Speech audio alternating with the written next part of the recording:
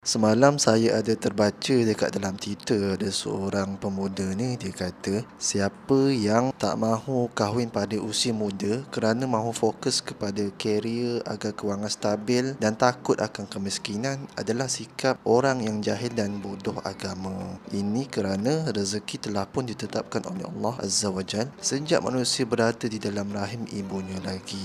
Apa yang ditulis oleh lelaki ni saya tak setuju. Sebabnya pertama ialah dia cakap tu tak jelas. Walaupun rezeki kita ni memanglah dah ditetapkan sebelum lahir lagi, dah ditakdirkan lagi, tapi tak menafikan yang perlunya kita berusaha untuk mendapatkan rezeki tersebut. Sebagaimana apabila Nabi ditanya oleh sahabat apakah pekerjaan yang baik, baginda jawab amalan seorang lelaki tu dengan tangannya dan jualannya. Maksudnya dia bekerja dan berjual belilah, buat bisnes tu. Maksudnya adalah konsep usaha, bukannya kita cakap rezeki ditentukan.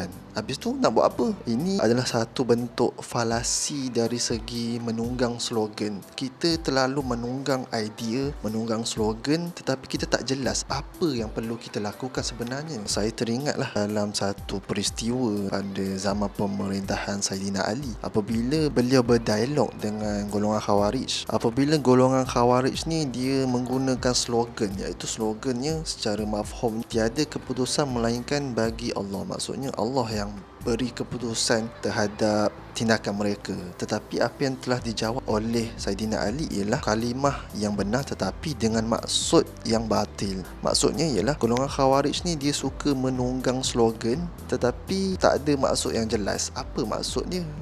Walaupun kalimah tu betul, ayat dia betul, tetapi tak ada penjelasannya. Sebabnya dia menunggang slogan, menunggang idea, menunggang utopia. Selain itu juga saya pernah menulis dalam buku saya ni, dalam bab ke-10, ada beberapa ataupun senarai para ulama yang tak berkahwin pun, dan senarai ini telah dikitabkan oleh seorang tokoh besar dalam Islam, iaitu Syekh Abdul Fattah Abu Ghuddah. Beliau menulis sebuah kitab mengenai para ulama yang memujang tak berkahwin sebab mereka mengabdikan diri mereka fokus kepada ilmu, pada dakwah.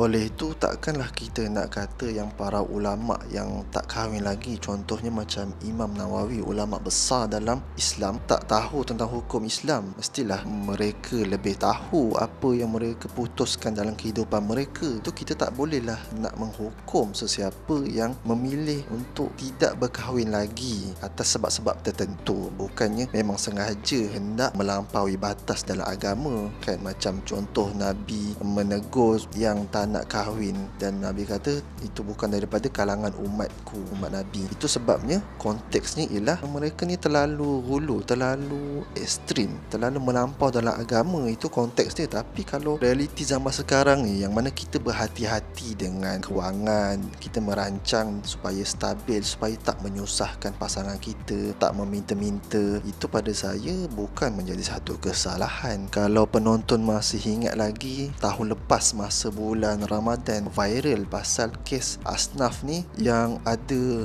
4 orang isteri, 28 orang anak. Viral sampaikan lembaga zakat Selangor kata mereka dah bantu dah pun daripada tahun 2010, tapi Asnaf ni jenis macam malas nak bekerja, sampaikan anak sulung dia pun dah lari daripada rumah. Mungkin sebab tak tahan, kita tak tahu. Daripada kisah ni takkanlah kita nak ambil contoh macam ni, takkanlah kita nak jadi orang yang seperti ni, tunggang agama, tunggang slogan. Kita kata rezeki nanti akan diberikan, nanti orang bagi duit. Takkanlah sampai tahap macam tu kan. Dalam tulisan Mufti Wilayah Persekutuan pun ada ditulis mengenai larangan Islam untuk kita meminta-minta sedangkan kita mampu untuk bekerja. Apa sebenarnya tujuan untuk cakap ataupun tunggang slogan yang rezeki itu dah ditentukan? Memanglah dah ditentukan, tetapi takkanlah sampai ke tahap kita nak meminta-minta daripada orang lain.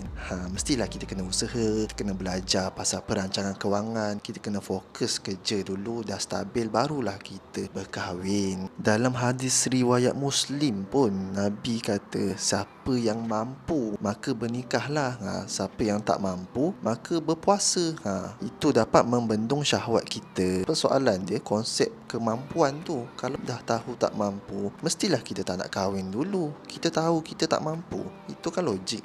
Selain tu juga, sebelum ni kan dah viral pasal statistik perceraian di Malaysia. Daripada tahun 2013 sampai 2019, bersumberkan daripada Kementerian Pembangunan Wanita, Keluarga dan Masyarakat, yang mana infografik tu dibuat oleh bernama punca utama perceraian ialah kewangan. Itu punca nombor 1. Ini adalah faktor utama lah kenapa berlaku perceraian. Takkanlah kita kahwin tapi kemudian bercerai. Baik tak payah kan. Jadi lebih baik kita fokus dulu kita punya kewangan, kita rancang baik-baik, lepas tu baru kahwin. Bukannya kita tak nak kahwin, tapi kita fokus merancang betul-betul dulu. Dah dapat kerja stabil baru kahwin. Bukannya tak ada apa-apa, tonggang slogan, tonggang agama, lepas tu nak kahwin terus. Itu bukanlah cara yang betul.